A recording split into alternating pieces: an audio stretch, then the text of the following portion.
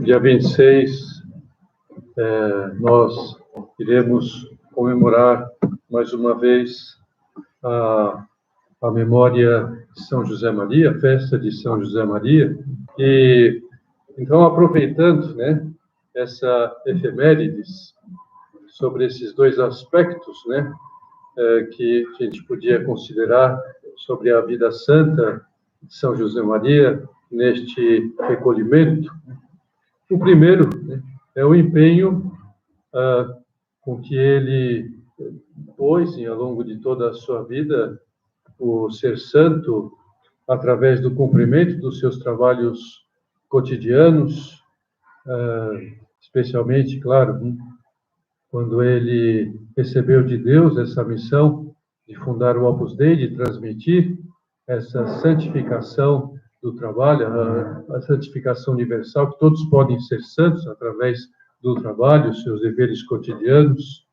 Também por isso é que o Papa São João Paulo II o declarou no dia da sua canonização, no dia 6 de outubro de 2002, o santo do ordinário, o santo do cotidiano. E o segundo aspecto que eu quero desenvolver com vocês é sobre a importância que ele também sempre deu ao incentivar, especialmente os casais, a fazerem das suas casas um lar luminoso e alegre, onde impere a vivência das virtudes. Então, vamos começar nesta primeira parte, falando sobre a santificação do trabalho. Em primeiro lugar, queria lembrar que o Opus Dei, ele existe no mundo, existe na Igreja por vontade de Deus. Esta casa do Opus Dei existe, este recolhimento que nós estamos tendo aqui agora, ele existe, porque Deus quis que, através desses meios, fosse recordado a todas as pessoas, especialmente aos leigos, aos católicos leigos, que o trabalho humano é um meio de santificação. Mas a pergunta que fazemos e queremos que seja respondida é: que trabalho é este? Que trabalho é meio de santificação? E a resposta é: qualquer um, desde que seja um trabalho honesto, seja um trabalho intelectual, um trabalho manual, um trabalho virtual, um trabalho presencial, um trabalho online, seja que trabalho for, um trabalho físico, qualquer trabalho, desde que seja um trabalho que se use a inteligência humana, a vontade humana, o sentido humano, para realizar uma tarefa boa, uma tarefa útil para os outros, para a família, para a sociedade, para a igreja.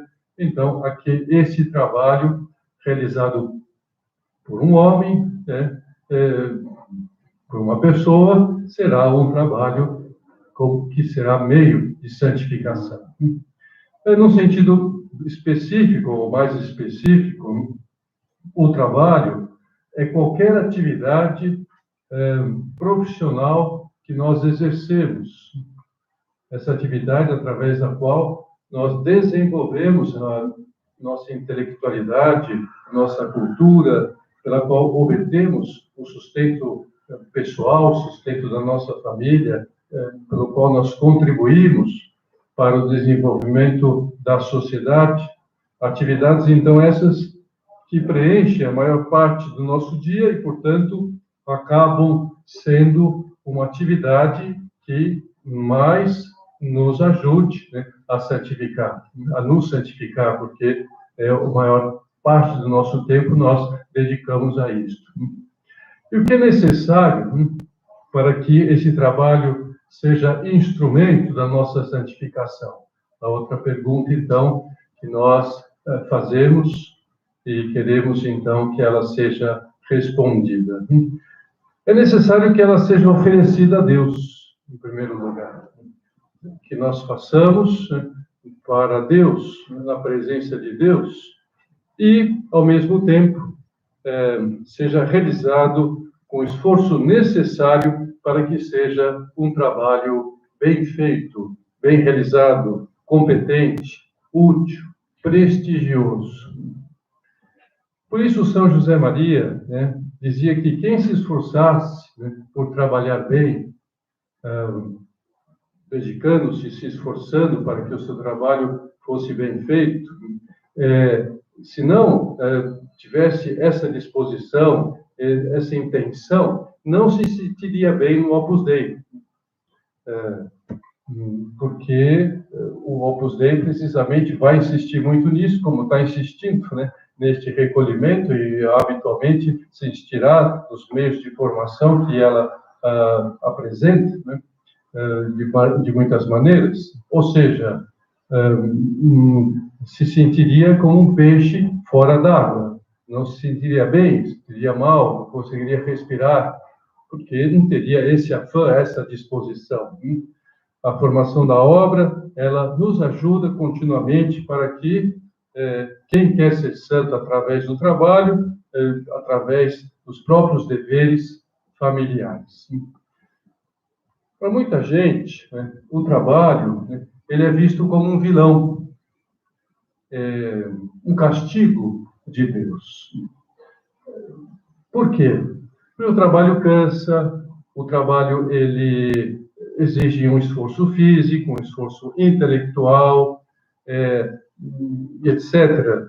Mas esses males, eles não procedem propriamente do trabalho, procedem do pecado cometido pelos nossos primeiros pais.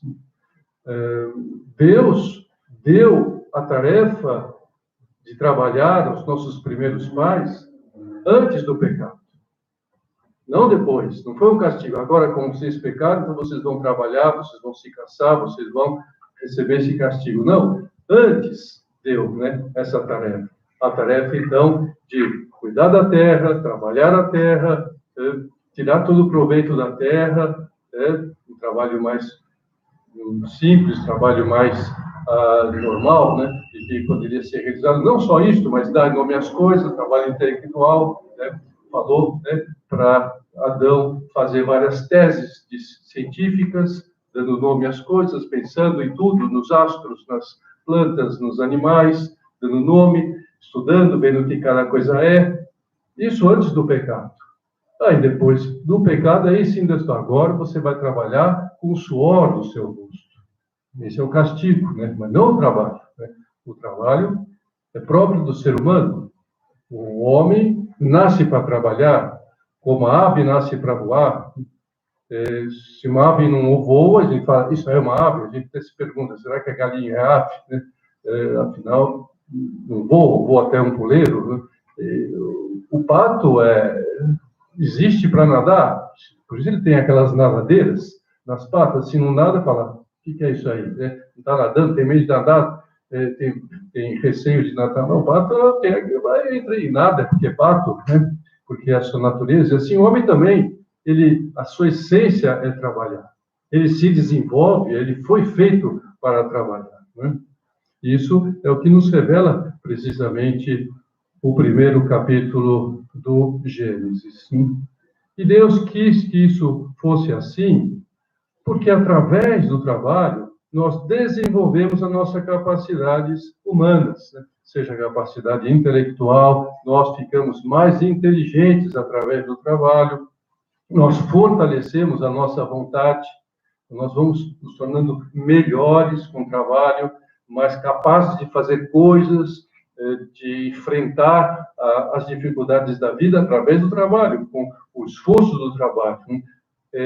Por isso se diz que o trabalho nos dignifica, nos aperfeiçoa, nos torna melhores, mais perfeitos humanamente, em todos os sentidos. E para que isso ficasse bem claro, Deus veio ao mundo como homem. O Verbo de Deus se fez homem e trabalhou. Jesus Cristo, durante 30 anos, trabalhou. Não fez outra coisa senão trabalhar. Antes de começar a sua vida pública, de anunciar que ele era o Messias, de fazer as curas, os milagres, a perdão dos pecados, antes de morrer na cruz. Ele trabalhou durante 30 anos como dizendo, isto é redentor. Isso também é meio de salvação, de santificação.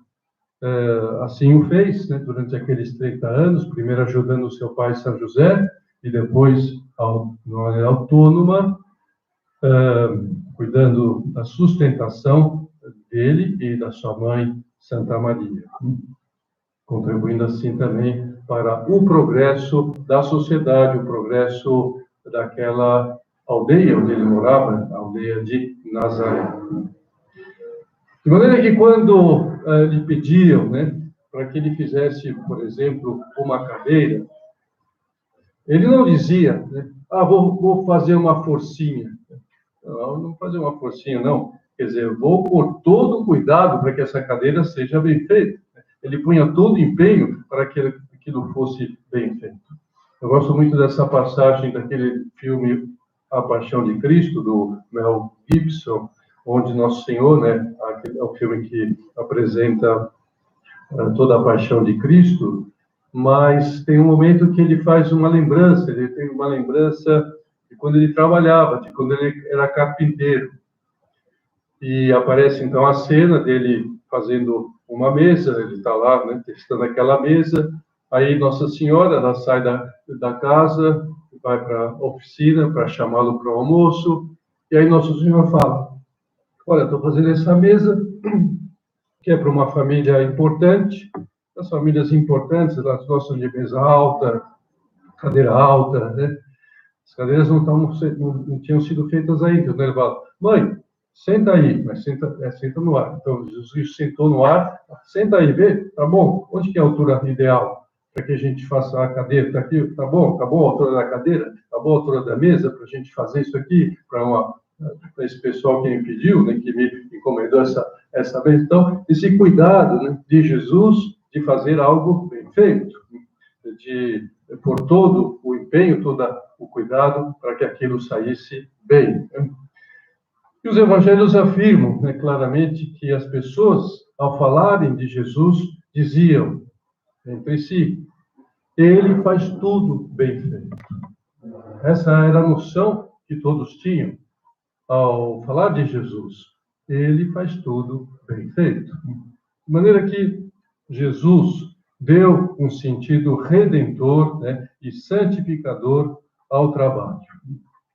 São José Maria, ele, numa homilia que está recolhida neste conjunto de homilias intitulado Amigos de Deus, ele recorda, né, que quando ele estava numa cidade da Espanha, chamada Burgos, ele gostava de ir, né, à catedral dessa cidade para rezar, né, com os rapazes que frequentavam a obra daquela cidade, para, enfim, mostrar aquela catedral que era muito bonita. E, especialmente, ele gostava de subir na torre, né, da catedral, para mostrar a eles, lá em cima, as esculturas que foram feitas e que, da parte de baixo, lá, né, na nave, se via muito pouco. E, no entanto, assim, São José Maria indicava àqueles rapazes, vejam como essas estátuas estão bem feitas. Apesar de pouca gente vem aqui, e de lá de baixo pouco se vê. No entanto, esses escultores, eles trabalharam cara a Deus. E bem feito, porque estão bem feitos. Não fizeram, isso aqui não vai ser muito visto, está lá em cima. Não, cara a Deus. E assim que ele dizia que tem que ser o nosso trabalho. Isso é Opus Dei. Isso é obra de Deus. Obra para Deus. Trabalho bem feito, seja ele qual for e como for.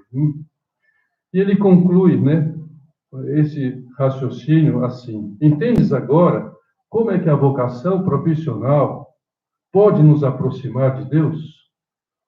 Faze tu mesmo que aqueles artistas. Então, teu trabalho será Operatio Dei, um trabalho humano com raízes e perfis divinos. Nesse sentido também, foi quando pediram a um escultor que fizesse a estátua de São José Maria, que deveria ser colocada num nicho, no pátio da Basílica de São Pedro, junto com outros santos fundadores. Então, deveria também ser posta a de São José Maria, isso alguns anos atrás. E quando lhe falaram, né, de quem era aquela estátua, quem foi aquele fundador, como deveria ser aquela estátua, então o escultor falou, poxa vida, então eu devo fazer um trabalho, aquele que foi, né, o santo do cotidiano, né, aquele que se santificou no trabalho, que transmitiu, né, fundou algo para anunciar ao mundo, a todos os cristãos, que deveriam ser santos no trabalho, fazer um trabalho bem feito. Ou então não posso deixar de fazer um trabalho bem feito aqui, né, essa escultura. Claro, ele já fazia, era um bom escultor, por isso foi contratado, mas ele se sentiu mais responsável ainda, então por isso fez uma obra extraordinária, aquela estátua que está lá, né, no nicho, né, no pátio da Basílica de São Pedro. Então, para que o nosso trabalho, né, ele seja santo e para que nós nos santifiquemos nele, precisamos fazer com perfeição, esforçar-nos por fazer com perfeição, tecnicamente, profissionalmente, bem feito. E, concretamente, a perfeição no trabalho existe, da nossa parte, quando nós nos empenhamos, entre outras coisas, para render o máximo o tempo que temos para realizar aquele trabalho, ou no ritmo, intensidade, naquele tempo que nós temos para trabalhar, lutando contra a preguiça, contra a desordem, a impontualidade, as distrações. Então, uma luta contínua que vai fazer com que aquele trabalho seja bem feito e nós vamos nos santificando com aquele trabalho. E assim, nós também não deixaremos com esse empenho que o trabalho atropele outras atividades, outras responsabilidades, principalmente as familiares, as religiosas, sociais, o descanso, porque vamos realizar naquele empenho, naquele tempo que temos para trabalhar profissionalmente, naquele horário, com intensidade, não ficar depois fora do expediente, trabalhando, não precisa estender, fazer com calma, né, para também os cuidados com a família não sejam dispensados. E nesse empenho é que se inclui também a dedicação, né, porque cada um aprimore a sua capacidade profissional com o estudo, até o final da sua vida. São José Maria estudava os manuais de teologia até o final da sua vida, com 70 anos, 71, 72 anos, até o final, pegava o manual e revisava aqueles manuais de teologia. E assim também um profissional pode sempre se aprimorar, estudar, fazer cursos, para que a sua profissão seja melhor entendida e a sua capacidade melhore.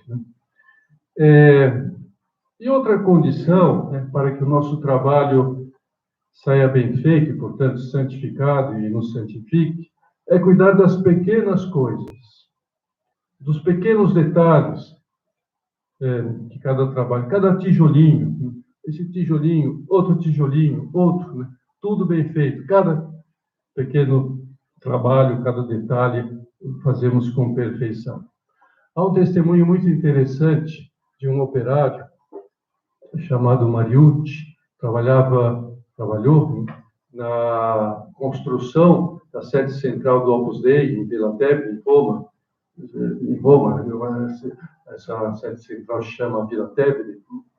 E esse operário, ele dizia que São José Maria lhe ensinou muitas coisas, né? São José Maria, ainda que não acompanhava a obra permanentemente, tinha um arquiteto que acompanhava, mas ele sempre ia saber como é que estavam as coisas, como estavam sendo desenvolvidas, falava com os operários, né?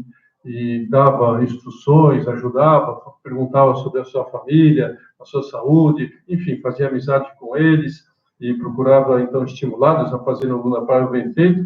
E esse operário, né, ele dizia que aprendeu muito, né, de São José Maria a melhorar o seu trabalho profissional, naqueles momentos que ele tinha de conversa com São José Maria, que está lá, aquela conversa, e falava um detalhe, olha, cuida disso, cuida daquilo lá, olha, faz bem feito, uma pequena conversa, e o Mariucci, então, ele melhorou profissionalmente, né? E ele conta que, certa vez, eles estavam trabalhando num altar, lá daquela sede, um altar um oratório, e aí o arquiteto já estava um pouco passando do expediente, e o arquiteto disse, bom, vamos então terminar por hoje, porque já, né, está na hora, cada um ir para sua casa, amanhã a gente continua. Aí o Mariucci, ele disse para o arquiteto, mas olha, tem uma lasquinha aqui no altar que a gente precisa consertar. Isso aqui não está legal. Né? Ele falou, não, amanhã a gente cuida disso. Aí o Mariucci lhe disse, se scende, Monsignore, sicuro que lo vede. Ele disse em italiano, se o Monsenhor, São José Maria, descer aqui, né, e ver isso aqui, ele vai perceber essa lasquinha. Né? Aí o arquiteto não teve outra solução, né? Então vamos consertar isso aqui agora, né? Porque, né, é um pequeno detalhe que estava mal feito, tinha que consertar, que não poderia deixar assim, né? Porque São José Maria lhe ensinou a cuidar de todos os detalhes. Então, essa história também nos mostra que nós nos santifiquemos no trabalho, que aceitamos as contrariedades, as dificuldades, né? Um pouco tempo que às vezes a gente tem para fazer aquele trabalho, trabalhar com paciência, com tranquilidade, né? Para quando falta um instrumento mais adequado, ou a chatice outra de alguma pessoa que trabalhe conosco, que não faz a sua parte direito, tudo isso faz parte da nossa santificação. É meio, o trabalho é meio, não é fim.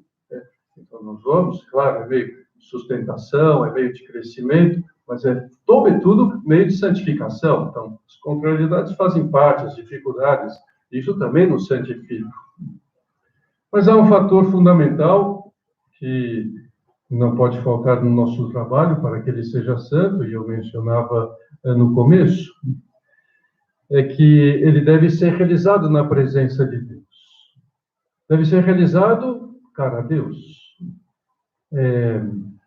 Sim, né? Cara aos homens, cara para ser útil, perfeito, etc. Mas, antes de tudo, para Deus, né? Fazendo esse exercício mental de considerar que Deus está sempre nos olhando, como um pai que olha para o seu filho, está fazendo aquele trabalho e se encanta com o filho que está fazendo aquele trabalho e, portanto, está esperando que ele faça aquilo de uma maneira bem feita.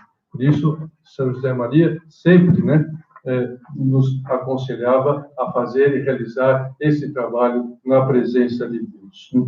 Fazendo com que isso nos ajude também a realizar o bem feito, porque quando nós temos uma pessoa, sempre quando tem uma pessoa olhando o nosso trabalho, na verdade, nós procuramos fazer bem feito, que isso é uma coisa psicológica que nos leva, né, a realizar aquele trabalho dessa maneira. Imagine se temos a Deus nos olhando.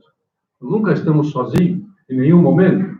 Deus está sempre nos olhando e esperando que a gente realize aquele trabalho, então, com perfeição.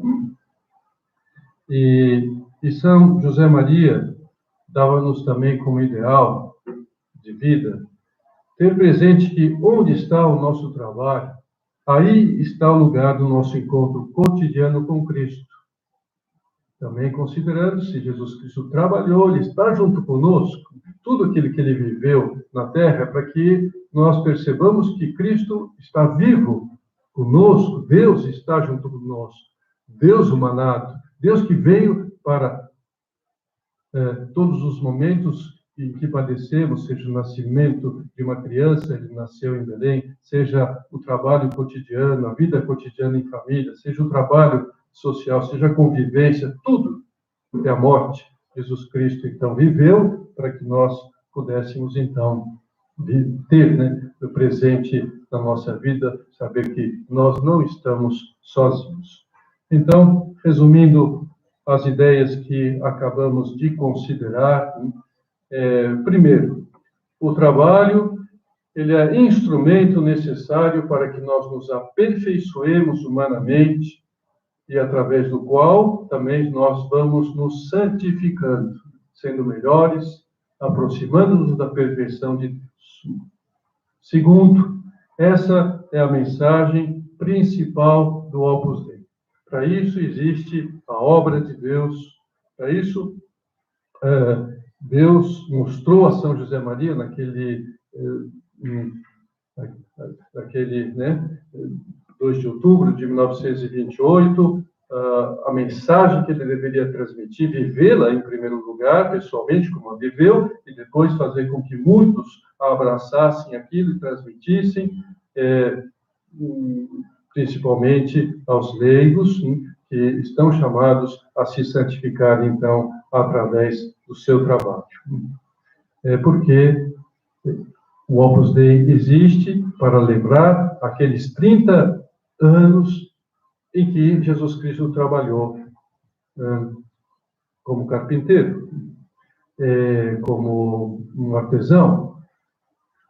Estes anos que foram, de alguma maneira, esquecidos durante muito tempo na igreja, porque depois que acabaram as perseguições no século IV, e então se podia viver mais tranquilamente a vida cristã, não precisava celebrar a missa nas catacumbas, não havia perseguição, martírio. Então aí começou a surgir, a se desenvolver a vida monástica, a vida de reclusão. Agora vamos combater o demônio do deserto, vamos fazer mais oração. E aí se perdeu essa vida laical. A vida laical ficou no segundo plano, o que não aconteceu nos 3 primeiros séculos. E aí, então, veio o Opus Dei, entre outras instituições, para lembrar no século XX que os leigos, que a santidade é para todos. Também para aqueles que trabalham profissionalmente, seja que professor foi, e estão na sua família. Em terceiro lugar, o nosso trabalho é santo, quando nós o fazemos ou nos esforçamos por fazê-lo bem feito, na presença de Deus, oferecendo a Deus para a glória de Deus. Então, que São José Maria interceda por nós para conseguir, então, que melhoremos, e ponhamos em prática esses conceitos sobre o trabalho, que nós recordamos aqui agora, e Nossa Senhora e São José também nos ajudem, com a sua intercessão, a trabalhar como eles trabalharam, como Jesus trabalhou. Vimos há pouco um dos aspectos mais essenciais do espírito da obra, a santificação do trabalho profissional e dos nossos deveres cotidianos. E agora vamos considerar um outro aspecto da vida cristã, a qual São José Maria dava muita importância, ou seja, o dever dos cônjuges cristãos e de todos os membros de uma família se empenharem em viver as virtudes humanas e sobrenaturais para contribuir para que o seu lar seja um cantinho de fé, de esperança, de amor e de alegria. E 2 virtudes são essenciais para que isto ocorra, que seja efetivo. A virtude da misericórdia e a virtude da humildade. Então, nós nos perguntamos, quando é que temos um coração misericordioso? E a resposta a esta questão é esta. Somos misericordiosos se amamos os outros com o mesmo coração misericordioso com que Deus Pai nos ama. Isso se traduzem como Pai, que é Deus, que saibamos exigir, mas sem brutalidade. Saber reivindicar os nossos direitos, mas com paciência, com serenidade e moderação, tentando não se irritar com os defeitos alheios, especialmente daqueles que convivem habitualmente conosco.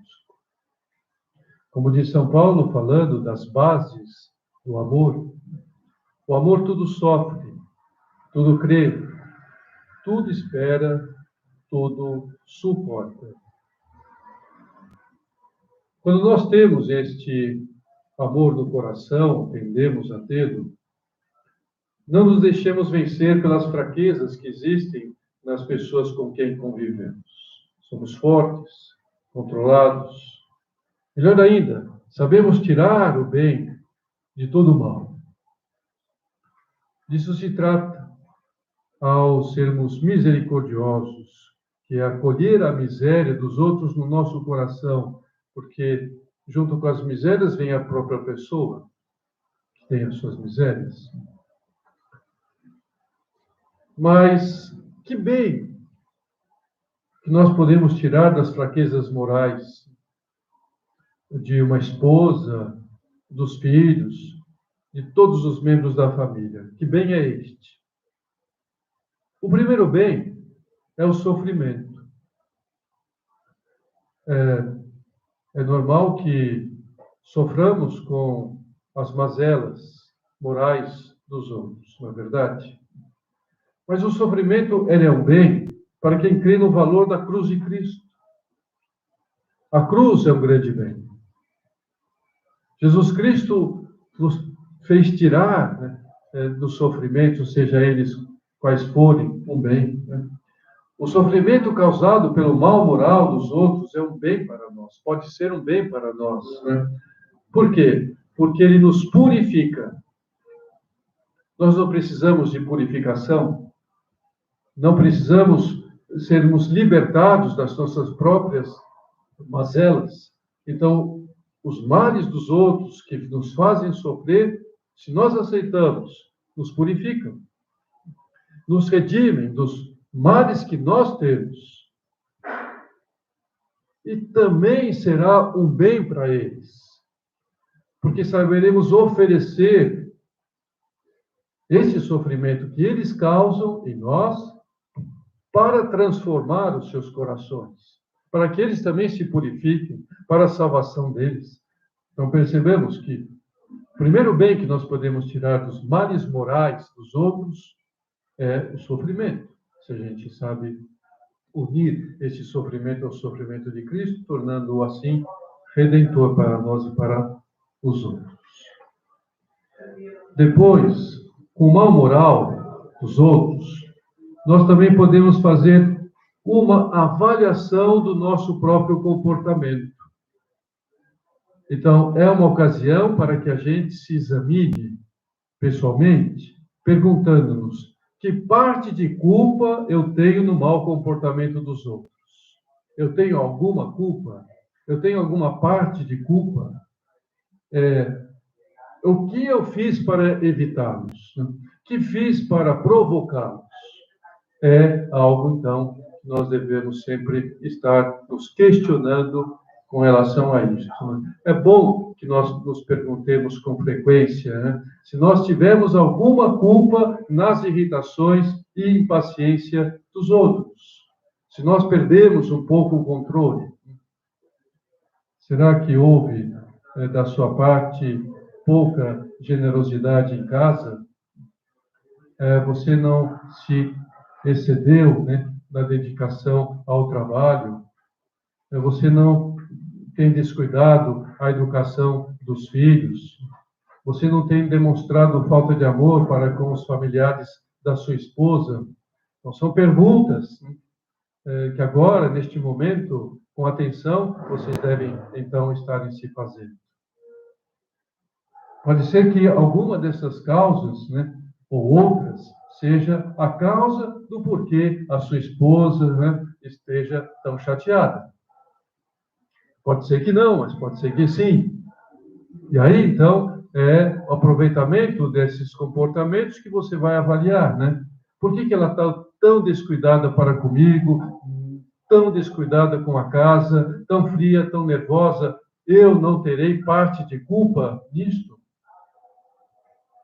Que parte de culpa eu tenho nisto?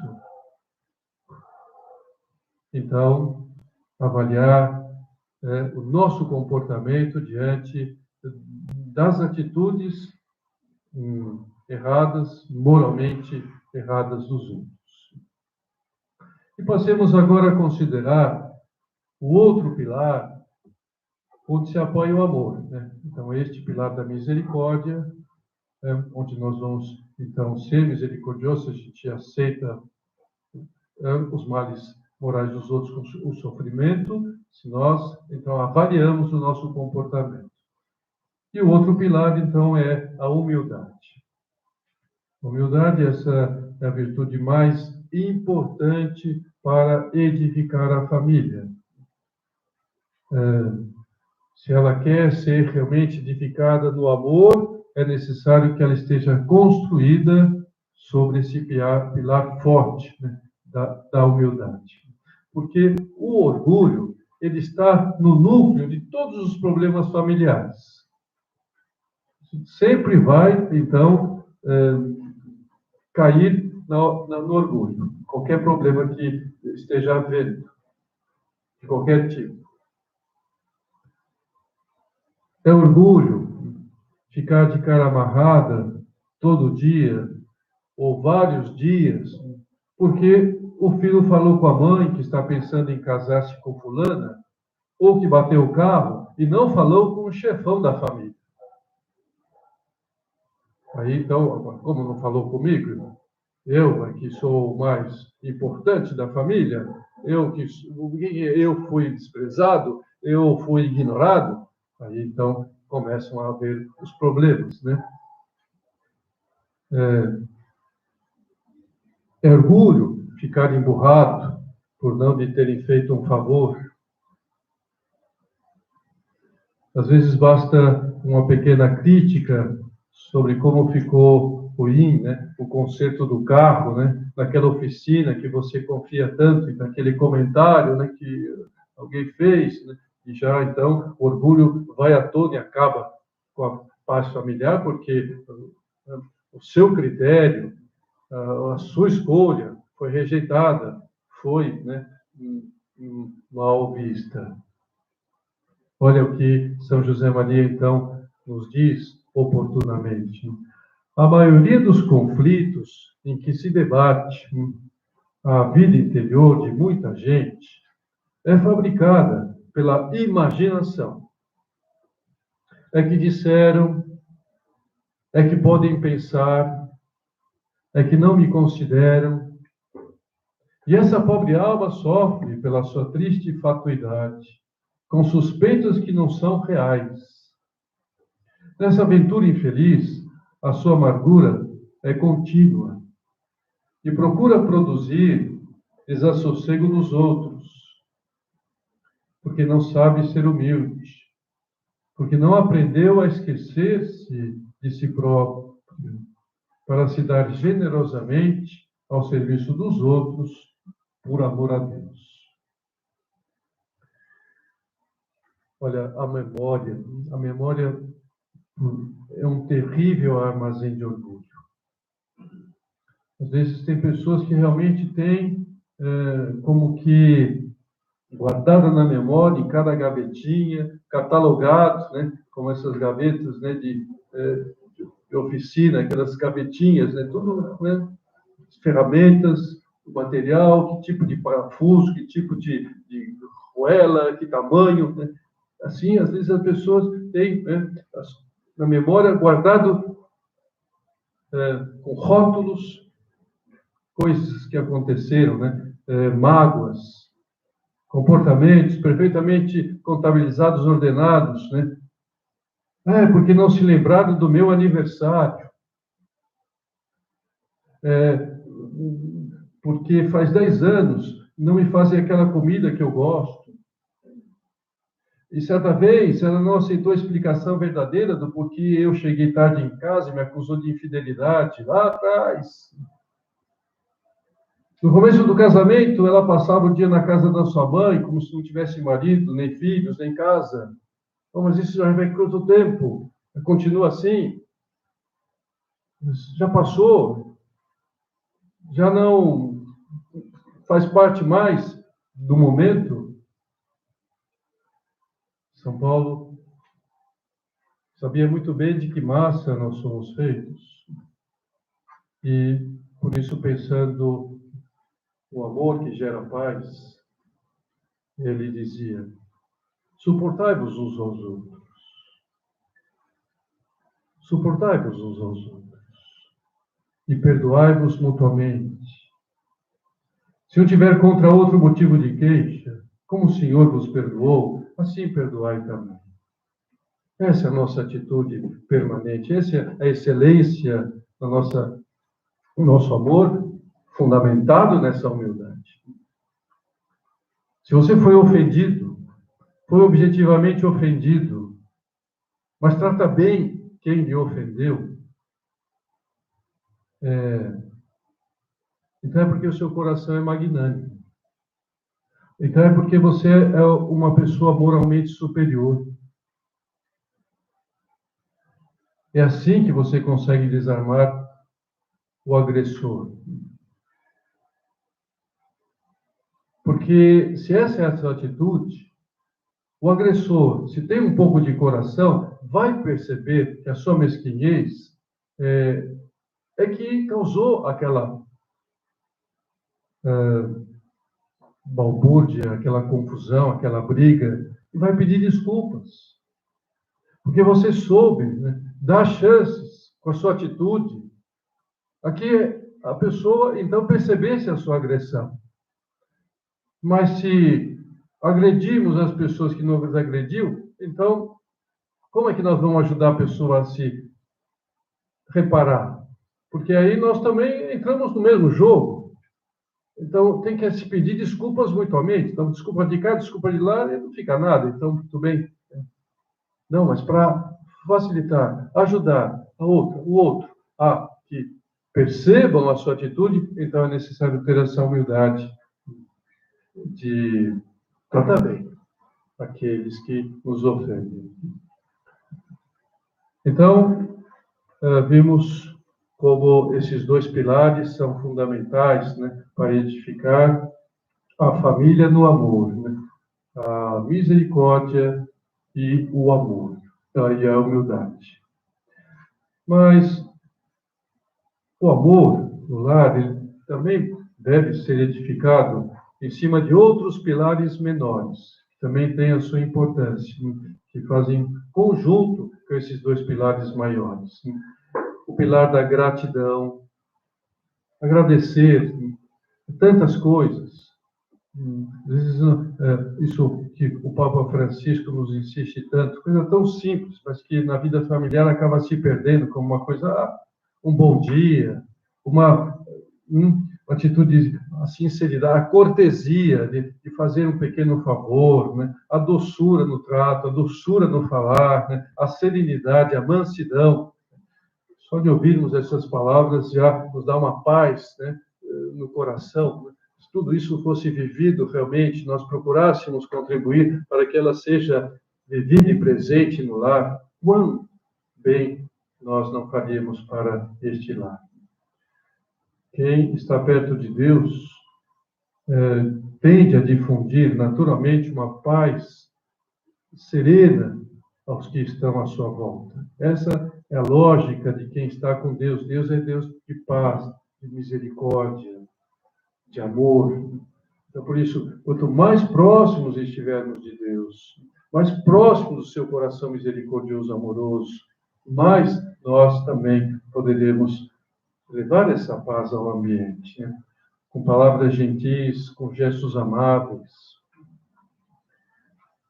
Todos na família têm um desejo grande de chegar, de estar em casa, mesmo durante a pandemia, para encontrar-se ou estar sempre com aquela pessoa que não esbraveja, que não tem atitudes de fúria com as contrariedades, mas encara tudo com serenidade, com paz, né?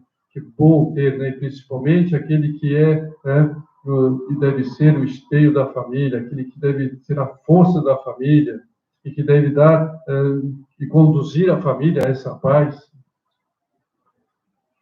O professor de psiquiatria, escritor Valejo Nájera, ele tem um jeito de saber se um casamento de um casal que ele atende, né, com um psiquiatra, vai bem ou mal.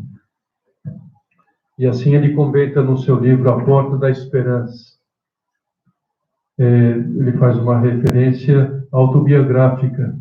Ele diz: eu estava acostumado a chegar a casa sabendo que minha esposa, a Vic, estava sempre à minha espera. Se por um motivo qualquer ela não estava, eu sentia um vazio, um oco. Diria até que notava o som do vazio. Mas quando, passado um tempo, ouvia o elevador e depois o barulho da chave ser introduzida na fechadura, sentia que meu coração se alegrava e ficava certo de que meu casamento funcionava. Tenho praticado muito no meu consultório o teste da chave, como eu chamo, com pacientes que têm problemas matrimoniais. E assim aqui, então, nós podemos sempre estar nos perguntando, sempre nos avaliando, até que ponto nós realmente gostamos, né, de estar em casa. E as pessoas que convivem conosco gostam de estar conosco, gostam de estar na nossa presença, por causa da nossa atitude de paz, nossa atitude amável, paciente, humilde. É isso que deve ser buscado como uma excelência. Claro, é realmente um tarrafo posto bastante alto, né, por Jesus Cristo, Senhor nosso, para a igreja. Que a obra põe, né, São José Maria nos ensinou a pôr, mas é a essa altura que queremos chegar, a pular, tentar, se esforçar para bater esse recorde olímpico, né?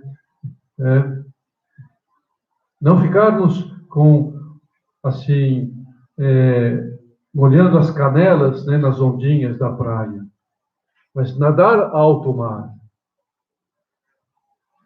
Sermos atletas olímpicos que nadam provas marítimas e não ficar aí com ondinhas na canela. Mais. Aventuras de amor, aventuras para crescer. Todos deveriam, então, lembrar de que existe um ato, um gesto precioso e insubstituível, que tornam cálidas e luminosas todas as amabilidades e serviços no lar, que é o sorriso. Sorriso humano. O ser humano foi próprio para sorrir, assim como foi feito para trabalhar, foi feito para sorrir, né? O ser humano tem essa capacidade, e o sorriso do ser humano, quer dizer, é tão grandioso, tão extraordinário, e não podemos deixar de dá-lo, né? Principalmente na família, entre os membros da família, sorrir, fazer o esforço de sorrir, né? Não esqueçais, dizia São José Maria, que às vezes faz-nos falta ter ao lado caras sorridentes. Faz falta. E ele o recomendava e praticava em favor dos outros todos os dias e em todas as horas. É um campeão, né, nesse sentido. Sabia, enfim, realizar isso como uma coisa natural da sua santidade, do seu esforço, né? É uma coisa que sai espontaneamente, sempre, né? Nem sempre nós estamos com vontade de sorrir, né? mas muitas vezes temos que fazer força. Ele costumava dizer, por experiência própria, que em muitas ocasiões, sorrir é a melhor mortificação. É a melhor renúncia que nós podemos fazer de nós mesmos, porque naquele momento a gente tem vontade de ficar lá, né, emburrados, com cara amarrada, chateados, porque algo aconteceu e que nos chateia, que emburrece, mas o esforço, pensando nas pessoas que estão ao nosso lado, é de sorrir, fazer esse esforço, né? Por assim nós prestamos um grande serviço, tornando a vida mais amável, mais alegre, aqueles que convivem conosco. Talvez seja esse um dos grandes resoluções que possamos tirar destes momentos, né? Essa reflexão que fazemos. Sorrir mais. Fazer o esforço de sorrir mais. Infelizmente, alguns pensam que sorrir tem que, sem vontade, é hipocrisia. Mas isso não é verdade. Porque sorrir, quando não se tem vontade, sorrir como ato de mortificação, é amor.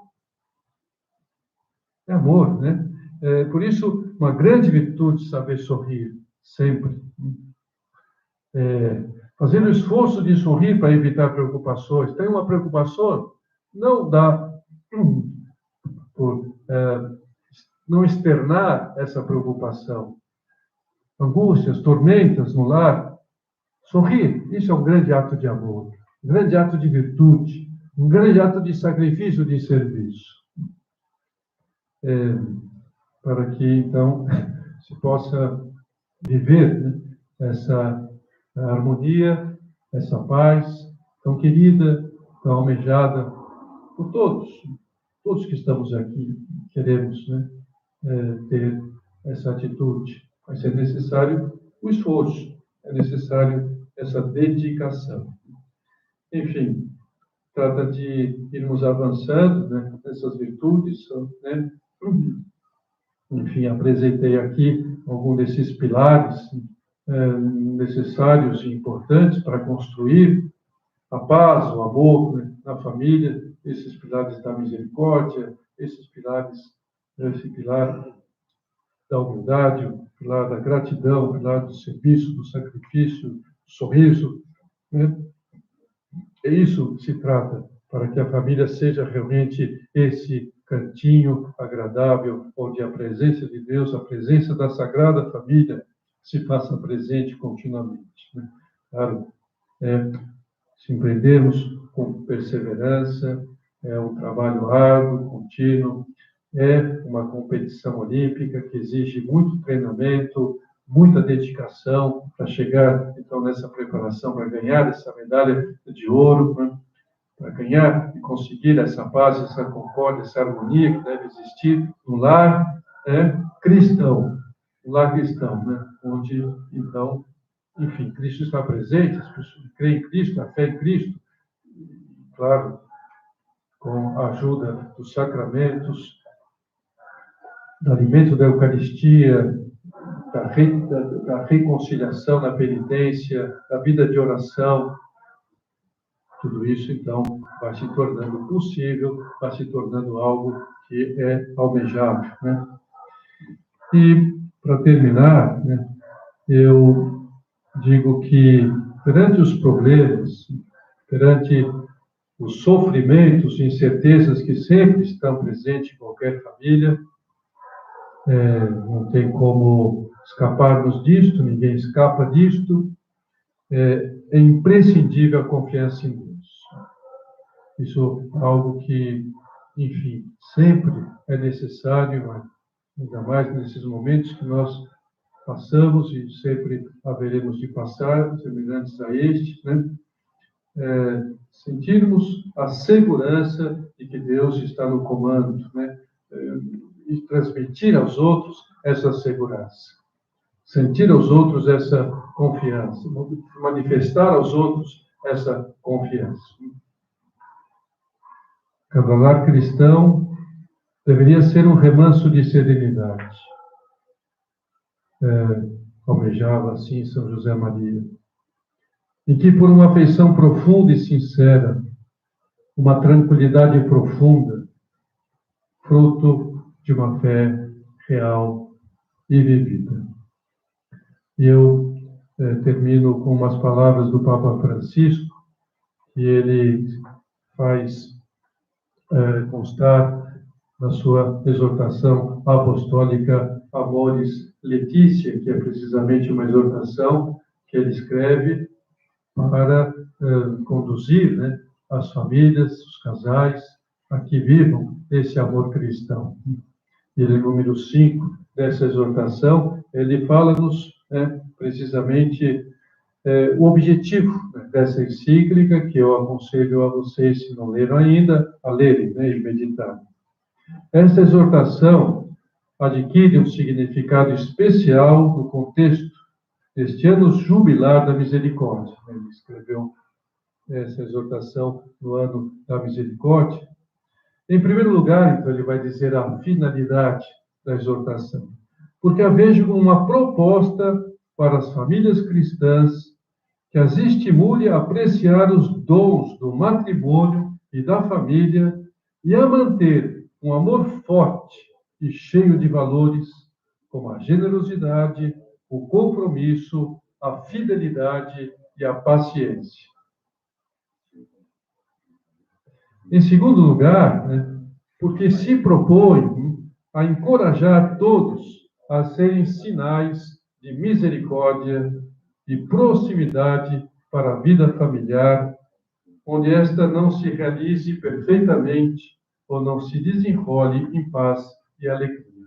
E aí ele vai desenvolvendo toda a exortação, dando, então, caminhamentos concretos para isto. Então, vamos colocar esses desejos no coração misericordioso de Maria, para que ela, então, junto com São José, interceda por nós nessa batalha tão bonita que queremos empreender, que saímos daqui com esse estímulo de empreender, porque traz efeitos tão agradáveis à convivência familiar.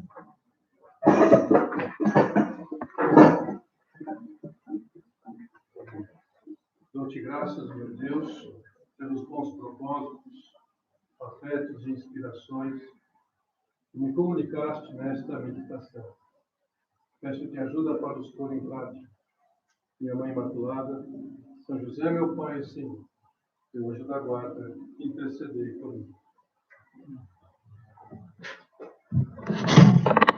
Pessoal, boa noite.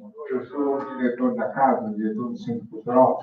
Eu queria pedir para vocês se sentarem um pouquinho, que a gente vai apresentar agora uma reforma que vamos fazer aqui na casa, um projeto de ampliação aqui da casa. Tá bom?